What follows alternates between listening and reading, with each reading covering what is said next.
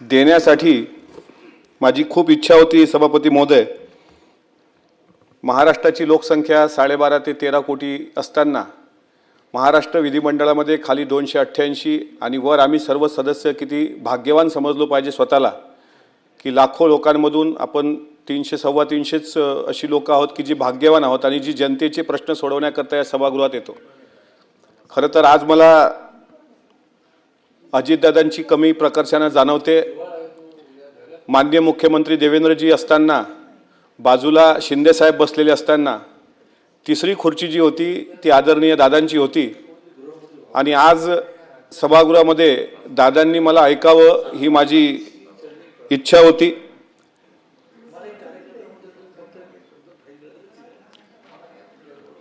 आज तरी संरक्षण मागण्याचं काम येणार नाही अशी अपेक्षा करतो। आज तरी बोलू द्या। खरं तर मग शिंदे साहेबांच्या सारख्या मोठ्या नेत्यांनी देवेंद्रजींनी आदरणीय सुनेत्राताई ज्या राज्याच्या पहिल्या महिला उपमुख्यमंत्री आहेत त्यांनी माझ्यासारख्या सामान्य शेतकऱ्याच्या मुलाकरता इतकं भरभरून बोलावं आणि प्रत्येकाच्या भाषणामध्ये नार्वेकर साहेब एक उल्लेख आहे की अजितदादांचा लाडका। मला असं वाटते शिवशाहू फुले आंबेडकरांचा विचार सांगणारा व्यक्ती, व्याख्याता, गायक ते अजितदादांचा एक लाडका कार्यकर्ता ही जी ओळख मला आज तुम्ही सभागृहाने दिलेली आहे ती मरेपर्यंत मी कधी विसरणार नाही। त्याबद्दल मी मनापासून तुमचा आभार मानतो। कुटासा हे माझं मूळ गाव अकोला जिल्ह्यामधलं खारपान पट्ट्यातलं आणि जिथे सिंचनाची सोय नाही, कापसा व्यतिरिक्त पीक नाही अशा गावातून राज्याचे उपमुख्यमंत्री अजितदादांनी 2019 17, 18, 19च्या काळात मी दादांसोबत होतो आणि 2019 मध्ये अजितदादांनी शारदा व्याख्यानमाला जी बारामतीमध्ये दरवर्षी आयोजित केल्या जाते तिथे छत्रपती संभाजी महाराजांच्या विषयावर माझं व्याख्यान फक्त उद्घाटनाला आले होते। आयोजक जे होते त्यांचे मित्र किरण गुजर साहेब यांनी त्यांना विनंती केली की हा संभाजी महाराजांचं चरित्र मांडणारा एक व्याख्याता आहे, आपण याचं वक्तृत्व ऐकावं। आणि अजितदादा न कळत श्रोत्यांमध्ये बसले। 2 तास 20 मिनिटं त्यांनी माझं व्याख्यान ऐकलं आणि मला देसाई साहेब अशी अपेक्षा होती की व्याख्यान झाल्यानंतर दादा येतील आणि म्हणतील खूप चांगलं व्याख्यान केलं। पण दादांनी 3 महिन्यानंतर दौंड साखर कारखान्यावरून मला फोन केला। त्यांचे स्वीय सहाय्यक अनिल ढिकले साहेब त्यांच्या फोनवर ते बोलले आणि त्यांनी विचारलं की तुला राजकारणात इंटरेस्ट आहे का, कारण आमच्या पक्षामध्ये खासदार कोल्हे आहेत ते पण छत्रपती संभाजी महाराजांचं चरित्र सांगतात आणि त्यांचं नाव पण अमोलच आहे, ते आता लोकसभेचे सदस्य आहेत आणि तुझ्यासारख्या तरुणाला पक्ष संधी देतो, त्यामुळे दादांसारख्यांचा फोन येणं माझ्यासाठी खूप मोठी गोष्ट होती। दादांचा फोन आल्यानंतर मी माझा पहिल्यांदा मुंबई प्रवास केला 2019ला। त्यावेळेस धनंजय मुंडे साहेब यांचा B4 बंगला आहे आणि त्या ठिकाणी दादांना मी भेटलो आणि भेटल्यानंतर दादांनी विचारलं की तुला पक्ष संघटनेत जर काम जबाबदारी दिली तर काय करशील। तर म्हटलं दादा माझ्याकडे वक्तृत्व कला आहे आणि राष्ट्रवादी काँग्रेस पक्षाची विचारधारा मी महाराष्ट्रामध्ये मांडू शकतो। आणि दादांनी मला सरचिटणीस पद दिलं आणि त्याच दरम्यान महाराष्ट्रामध्ये शिवसन्मान यात्रा निघाली राष्ट्रवादी काँग्रेस पक्षाची आणि त्यामध्ये जयंत पाटील साहेबांच्या सोबत मला महाराष्ट्र फिरण्याची संधी मिळाली। खासदार डॉक्टर कोल्हे साहेब, जयंत पाटील साहेब आणि मी। आणि एका ठिकाणी अजितदादांनी मला ऐकलं आणि दादांच्या सोबत सुद्धा अनेक ठिकाणी फिरण्याचा योग आला। पुढं सत्तांतर झालं, महाविकास आघाडीचं सरकार आलं आणि त्यामध्ये ज्या 2 जागा खाली झाल्या त्यात एका जागेसाठी दादांनी माझ्या नावाचा आग्रह धरला। एक पवार साहेबांकडून शशिकांत शिंदे साहेबांचं नाव आणि 10 मे 2020ला दादांचा मला फोन आला की तुला फोन येणार आणि जर फोन आल्यानंतर तुला विचारलं तर 3ही प्रश्नाची उत्तरं नाही असं द्यायचे। कोरोनाचा काळ होता, आम्ही TV पाहत होतो आणि त्यावेळेस फोन खणाणला आणि पहिला प्रश्न विचारला गेला, तुमची पुस्तकं प्रकाशित आहेत का? मी म्हटलं नाही। तुमच्या भाषणाचं काही ऑडिट केलेलं आहे का? मी म्हटलं नाही। तुम्ही वृत्तपत्रामध्ये लिहित होता त्याचं काही संकलन आहे का? मी म्हटलं नाही। आणि फोन ठेवला गेला तर तो फोन कोणाचा होता ते मी सांगणार नाही। तो फोन ठेवला गेला आणि त्याच्यानंतर मला कळलं की राज्यपाल नामनिर्देशित सदस्यातून मला चान्स मिळणार होता, पण दादांना माहीत आहे की कुठंतरी राज्यपाल नामनिर्देशित सदस्य त्यामध्ये अडचण निर्माण येऊ शकते, म्हणून दादांनी नाही अशी उत्तरं द्यायला लावली. आणि 13 मे 2026च्या 2 दिवसापूर्वी म्हणजे 12 मेला दादांनी सांगितलं तुम्ही कागदपत्र घेऊन मुंबईला या, माझी कागदपत्र चुकू नयेत. त्याकरता दादांनी ॲडव्होकेट कार्लोस आणि अनिल ढिकले साहेबांना माझ्यावर त्या कागदपत्रांवर लक्ष ठेवायला सांगितलं. आणि 13 मे 2020ला देसाई साहेब छत्रपती संभाजी महाराजांची जयंती 14 मेला असते. 14 मे छत्रपती संभाजी महाराजांच्या जयंतीच्या दिवशी मी महाराष्ट्र विधान परिषदेचा सदस्य म्हणून शपथ घेतली. मी स्वतःला भाग्यवान समजतो की राज्याचे माजी मुख्यमंत्री उद्धव ठाकरे साहेब यांच्यासोबत मला शपथ घेण्याचं भाग्य मिळालं. नीलमताई गोऱ्हे यांनी पण माझ्यासोबत शपथ नीलमताईंनी घेतली आणि आम्ही सर्व सदस्य जे आज सेवानिवृत्त होतो आहोत. मी 6 वर्षाच्या कारकिर्दीमध्ये 4 मुख्यमंत्री पाहिले. कमी दिवसाचं सरकार आलं, सकाळचा शपथविधी झाला त्यावेळेस देवेंद्रजींच्या रूपानं मुख्यमंत्री पहिले पाहिले, नंतर उद्धव साहेबांच्या रूपानं 2 वर्ष मुख्यमंत्री पाहिले, नंतर शिंदे साहेबांचा एक काळ बघितला आणि परत आता देवेंद्रजींचं एक सरकार. पण एक खंत माझ्या मनात शेवटपर्यंत राहील की अजितदादांसारखा नेता महाराष्ट्राच्या मुख्यमंत्रीपदी पाहण्याची आपल्या सर्वांची इच्छा होती, पण अजितदादांसारखं नेतृत्व महाराष्ट्राला न लाभणं याची खंत स्वतः शिंदे साहेबांनी व्यक्त केली आणि स्वतः देवेंद्र फडणवीस साहेबांनी पण व्यक्त केली होती. माझ्या आमदारकीचं एक दुर्दैव असं आहे की 2020 साली ज्यावेळेस मी आमदार झालो त्यावेळेस मला जन्म देणारे वडील जिवंत नव्हते. मला वाटत होतं की या प्रसंगाचा सर्वात जास्त आनंद जर कोणाला होईल तर 12-13 कोटी जनतेमध्ये मोजकी लोक विधान परिषदेची शपथ घेत आहेत, त्यात आपण आहोत आणि याचा सर्वात जास्त आनंद वडिलांना झाला असता. पण विधान परिषदेच्या शपथविधीच्या वेळेस वडील नव्हते. आणि दुसरं दुर्दैव असं की विधान परिषदेची टर्म संपताना म्हणजे शिंदे साहेबांना आवर्जून सांगतो की प्रसंग जीवनात कसे येतात. अजितदादांनी हिवाळी अधिवेशनाच्या शेवटच्या दिवशी मला भेटायला वेळ दिला होता. मी नागपूरला त्यांच्या बंगल्यावर भेटायला गेलो.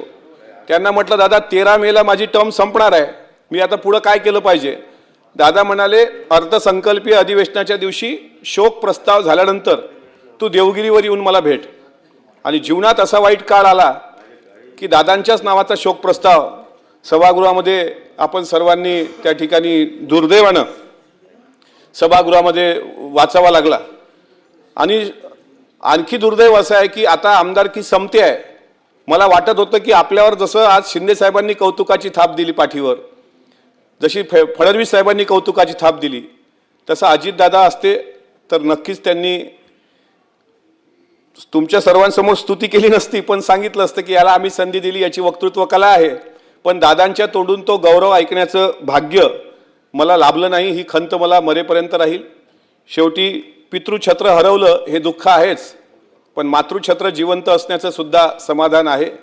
सभागृहामध्ये वर बाल्कनीत माझी आई आहे आज बसलेली. तिला कोरोनाच्या काळात मला आणता आलं नव्हतं, पण आज तिला म्हटलं की आमदारकीच्या शपथेच्या वेळी नाही येता आलं, पण निरोप समारंभाला तरी आलं पाहिजे. शिंदे साहेबांनी म्हटलं होतं का निरोप समारंभ हा दुःखाचा प्रसंग असतो, शक्यतोवर आणू नका. पण म्हटलं जसं तुकोबाचा अभंग शिंदे साहेबांनी म्हटला, पण एक अभंग नीलमताई महाराजांचा असंही आहे, आता नाही येणे जाणे आणि सहज खुंटले बोलणे. परत आपण येणार नाही येणार हे आपण सांगू शकत नाही, पण आता तरी जो काळ आहे म्हणजे अजितदादांच्या 28 जानेवारीच्या विमान दुर्घटनेनंतर एक गोष्ट मात्र सर्वांनी शिकण्यासारखी आहे की आजचा क्षण आणि आत्ताचा क्षण आपण जगून घेतला पाहिजे. उद्या आपल्या हातात नाही आहे, त्यामुळे या प्रसंगाला परिवार असावा म्हणून आज सुनेत्राताईंच्या रूपानं एक मातृछत्र आहे. आई तिथे बसलेली आहे आणि हा प्रसंग खरोखर माझ्यासाठी मन हेलावणार नाही. या सभागृहामध्ये मुंबई प्रांतिक सरकार असताना महामानव डॉक्टर बाबासाहेब आंबेडकरांनी प्रतिनिधित्व केलं होतं. बाळासाहेब भारदे, जयंतराव टिळक, नादो महानोर, वसंतराव डावखरे साहेब, दत्तात्रय मेघे, नितीनजी गडकरी साहेब, आदरणीय पवार साहेब, भाऊसाहेब फुंडकर आणि मी स्वतः विरोधी पक्षनेता म्हणून कणखर भूमिकेमध्ये प्रवीण दरेकर साहेबांचा काळ अनुभवला. मी नवीन आमदार झालो होतो त्यावेळेस विरोधी पक्षात कशा पद्धतीनं भूमिका मांडल्या जाते, कसा आयुधांचा वापर केला जातो, लक्षवेधी कशी मांडतात, प्रश्नोत्तराचा तास कसा असतो, कमी शब्दात काय शब्दफेक केली पाहिजे, याचं उत्कृष्ट मार्गदर्शन मला विरोधी पक्षनेते असताना प्रवीण दरेकर दादांचं राहिलेलं आहे. ते मी कधी विसरू शकणार नाही. निलमताई आपण सभापती असताना, ज्यावेळेस उपसभापती असताना हे पाहत होत्या, त्यावेळेस आपण रागवायच्या, हक्कानं सांगायच्या आणि दुसऱ्या दिवशी मला दालनात बोलून अगदी मार्गदर्शन करायच्या. तुमचं मार्गदर्शन पण विसरू शकत नाही. मला या पूर्ण सभागृहामध्ये जर संसदपटू म्हणून कोणाचं भाषण मी बारकाईनं ऐकलं तर त्यामध्ये आवडीचं व्याख्याता संसदमधला ते म्हणजे ॲडव्होकेट अनिल परब साहेब ज्यावेळेस उभे होतात त्यावेळेस कशा प्रकारचे प्रश्न विचारतात हे सुद्धा खूप शिकण्यासारखं आहे. मी भाई जयंत पाटील साहेबांना इथे ऐकलं, मी कपिल पाटील साहेब आमदार होते त्यांचं अभ्यासपूर्ण भाषणं ऐकली आणि अशा सभागृहामध्ये आदरणीय अजितदादांमुळं, राष्ट्रवादी काँग्रेस पक्षामुळं मला इथं येण्याची संधी मिळाली. सचिव म्हणून सुद्धा ज्या वेळेस मी आमच्या अकोला जिल्ह्याच्या मातीचे सुपुत्र विलास आठवले साहेबांकडे मार्गदर्शन मागायला गेलो, त्यांनी सुद्धा हक्कानं मला, आठवले साहेब तुमचे पण मी कधी ऋण विसरू शकणार नाही, कारण या घडामोडीमध्ये तुमचं पण मला खूप मोठं सहकार्य लागलं. एका छोट्याशा सर्वसामान्य कुटुंबातून आदरणीय दादांनी मला इथपर्यंत आणलं आणि दादा होतेच तसे. जे का रंजले गांजले त्यासी म्हणे जो आपुले, तोची साधू ओळखावा, देव तेची जाणावा, मृदू सबाह्य नवनीत तैसे सज्जनाचे चित्त, ज्यासी अपंगिता नाही त्यासी धरी जो हृदय, दया करणे जे पुत्रासी तेची दासा आणि दासीन, तुका म्हणे सांगू किती, तोची भगवंताची मूर्ती. असे आदरणीय दादा आज सभागृहात नसणं मला असं वाटते यापेक्षा वेदनादायी माझ्याकरता असू शकत नाही. दादांमुळं मला माझ्या जीवनातला पहिला विदेश दौरा करता आला, तो राष्ट्रकुल संसदीय दौरा, तो होता लंडनला. आणि लंडनमधून मी आल्यानंतर प्रवीण दादांनी विचारलं का लंडनमध्ये तुला काय शिकता आलं. मी म्हटलं लंडनमध्ये मी डॉक्टर बाबासाहेब आंबेडकर हे एकमेव भारतीय असे होते की लंडनच्या गुलाबी थंडीत सुद्धा अनेक नेते त्या काळात जात असताना त्या थंडीमध्ये रममान न होता आपला दलित समाज, आपला शोषित समाज, आपला पीडित समाज, या समाजाचा उद्धार करण्याकरता भारतरत्न डॉक्टर बाबासाहेब आंबेडकरांनी द प्रॉब्लेम ऑफ रुपीज हा शोध प्रबंध तिथे लिहिला. मी बाबासाहेबांचं घर पाहिलं याचा आनंद मला होता. मी लंडनमधून जाऊन आल्यानंतर दादांनी तो पहिला प्रवास दौरा माझा करून दिला. उत्कृष्ट संसदपटू पुरस्कार मला मिळाला. मी दादांचे आभार मानायला गेलो आणि दादा म्हणाले की संसदपटू होण्याकरता पूर्ण वेळ सभागृहात बसणं महत्त्वाचं आहे आणि तू ते बसतो, तू बोलतो, त्यामुळे कदाचित ते झालं असावं. पण दादा कधी समोर स्तुती करत नव्हते. दादा मात्र माघारी काय मला काय ज्या काही सूचना द्यायच्या ते देत होते. आज एक गोष्ट आवर्जून सांगतो, एक 2 मिनिटं. परब साहेब या विधान परिषदेमध्ये सभागृहाचे नेते म्हणून 1 डिसेंबर 2010, 10 डिसेंबर 2012 आणि 24 फेब्रुवारी 2020 मध्ये आदरणीय अजितदादांनी नेतृत्व केलंय. मला एक प्रसंग सांगावा असं सर्वांनी सांगितलं. हा एक प्रसंग महत्त्वाचा आहे की दादासारखा नेता महाराष्ट्राला का असावा, का असायला पाहिजे. 28 जानेवारी 2026ला एक काळा दिवस महाराष्ट्राने पाहिला आणि त्या दिवशी अजितदादा आणि त्यांचं विमान VSR कंपनीचं ते बेचिराग झालं. 29 तारखेला अजितदादांचा अंत्यविधी हा बारामतीला होता. खूप महत्त्वाचं उदाहरण आहे. मी ते एकच उदाहरण देऊन थांबणार आहे. आणि 29ला अंत्यविधी झाल्यानंतर सभापती महोदय, बारामती माळेगाव रस्त्यावर जात असताना एक साधारण व्यक्ती तिथे रडत बसलेला दिसला. मी परत सभागृहाला विनंती करतो, हे उदाहरण डावखरे साहेब, हे उदाहरण आपण ऐकावं. हे खूप महत्त्वाचं उदाहरण आहे, कारण अजितदादांसारखा लोकनेता गमावल्याचं जे दुःख आपल्याला आहे आणि ती कधी भरून निघणार नाही. ते महाराष्ट्राची हानी आहे. ती फक्त पवार परिवाराची हानी नाही, ती राष्ट्रवादी काँग्रेस पक्षाची हानी नाही, तर ती महाराष्ट्राची हानी आहे. मी एक उदाहरण आपल्याला देऊ इच्छितो. 28 तारखेला दादांच्या विमानाचा अपघात झाला. 29 तारखेला एकादशी होती. आम्ही माळेगाव रस्त्याने जात असताना पानठेल्याजवळ एक व्यक्ती रडत बसली होती. आम्ही तिथे गाडी थांबवली आणि म्हटलं तुम्ही का रडताय काका, त्यांचं वय. ते म्हणाले की मला असं, आता साहजिक आहे सगळा महाराष्ट्र रडत होता त्यावेळेस. ते रडता म्हटलं तुम्ही रडताय का, ते काही बोलायला तयार नव्हते. मग त्यांनी पूर्ण हकीकत अशी सांगितली की 15 दिवसापूर्वी दादाच्या पुण्याच्या जनता दरबारमध्ये संबंधित व्यक्ती गेली होती.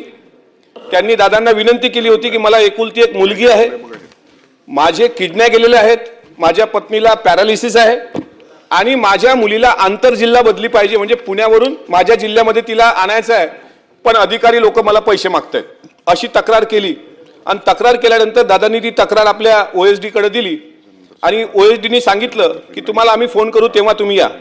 आणि 28 जानेवारीला त्यांना बारामतीला बोलावलं गेलं. 28 जानेवारीला ते जेव्हा बारामतीला आले, तिथं नीरा वागजला दादांची जिल्हा परिषदेची प्रचार सभा होणार होती. आणि जसे ते आले बारामतीला तर एक घटना घडली.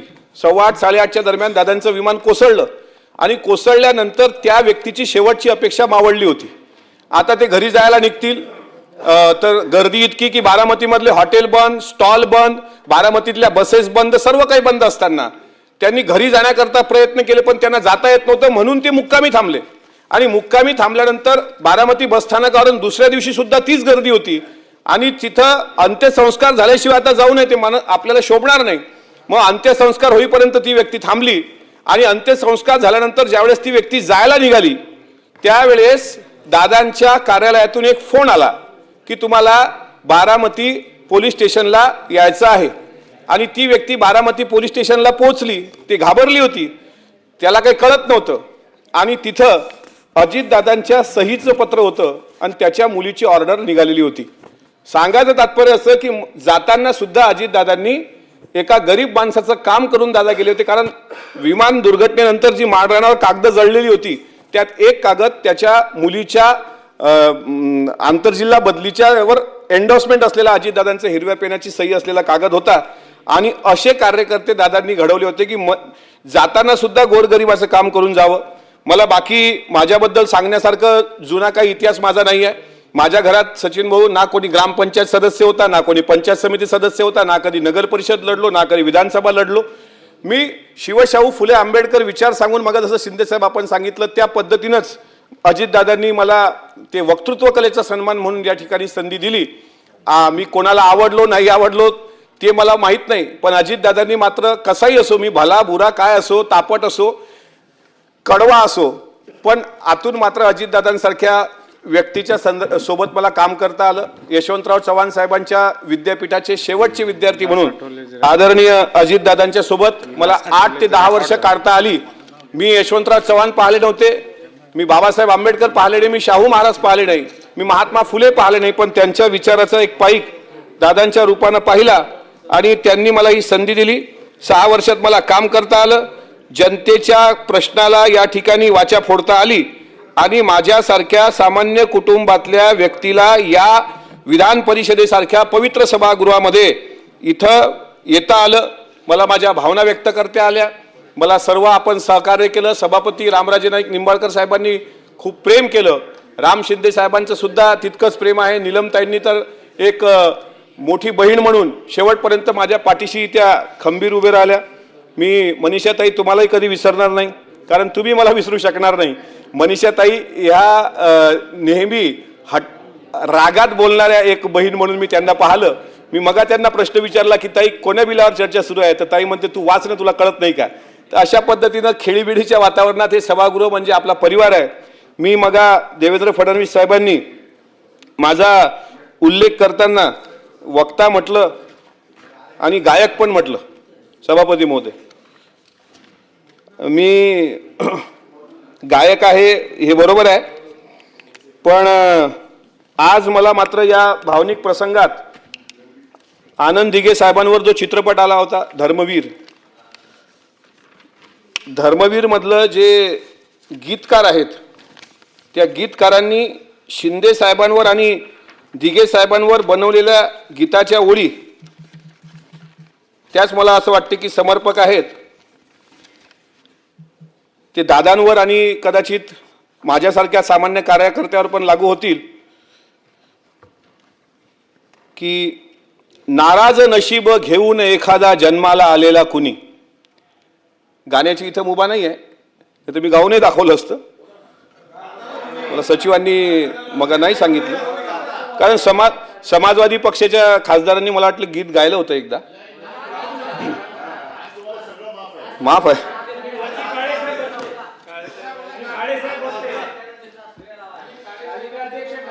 नाराज नशीब घेऊन एखादा जन्माला आलेला कुणी, पडली नजर तुझी त्याच्यावर अखंड राहिला ऋणी. विसर पडावा घडू नये कधी जिव्हारी जिवंत जाण, दारात कळस कौलारू दारात तुळस कौलारू कळस देव्हाऱ्यात तुझा मान. दिनांचा देव्हारा सोडून मोकळा श्रीरंग परतला, माझा आनंद आनंद आनंद हरपला. आणि मला विश्वास आहे की हे गाणं ऐकून दिघे साहेबांच्या आठवणीनं आदरणीय शिंदे साहेब पण गहिवरतात आणि त्यांनी जे दुःख भोगलंय ते त्यांच्या भाषणातून त्यांनी सांगितलंय.